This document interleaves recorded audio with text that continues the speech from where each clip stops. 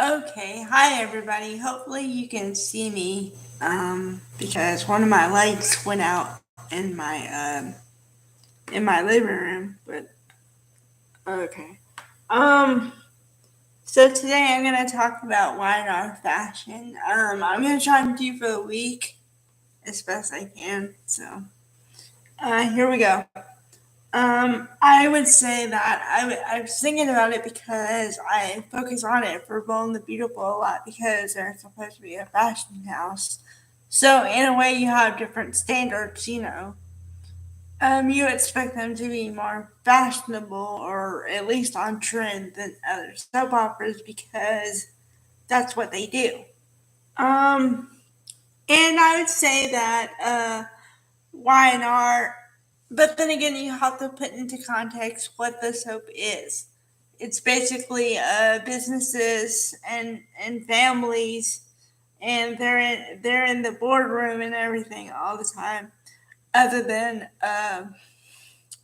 they might go out every once in a while or whatever, but usually in the boardroom, so you can't dress what they would consider inappropriate in those situations. So, like Nikki Newman, Melody Thomas Scott is always dressed great. Um, red's a lot, pinks, whatever the season calls for, you know.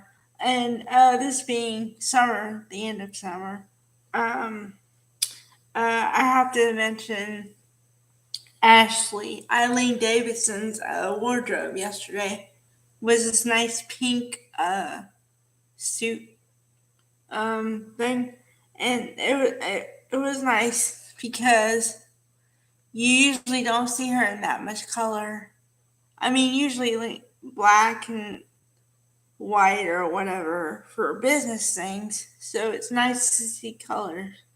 Um, Zulika Silver, the Audra Charles, she's always in some kind of print or some other color, but always I see her in a lot of dark.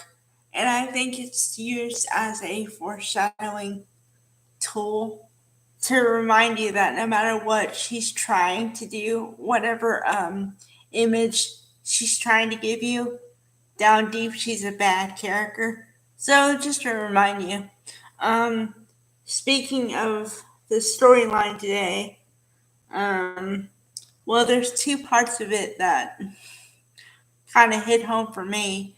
Uh, Number one is now the big thing is SNA media is going to be just coupled in with Newman media.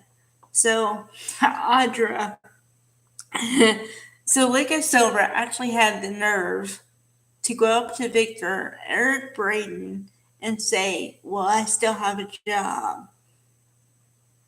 Okay, so that right there tells you where her loyalty lies. And actually, he had the complete opposite reaction that I thought he was going to have. Uh, he said, "I appreciate her willingness to know what's going on."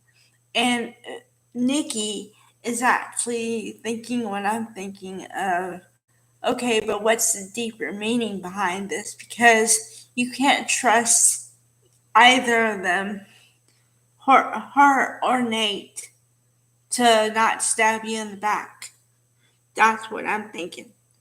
And I've said it before, but I just don't know how it's going to happen. But I see an implosion happening at some point, and the fallout is going to be massive. So I'm kind of waiting on that one. Um, yeah. So that's been it for the last 2 days. And then also a side story, although I don't think this should be a side story, but I mean, it's kind of hard to explain. I'm glad it's a story. I'm glad it is, but I wish it was just more important than they're making it because I think they're going to make Arya deaf or loss of hearing or something.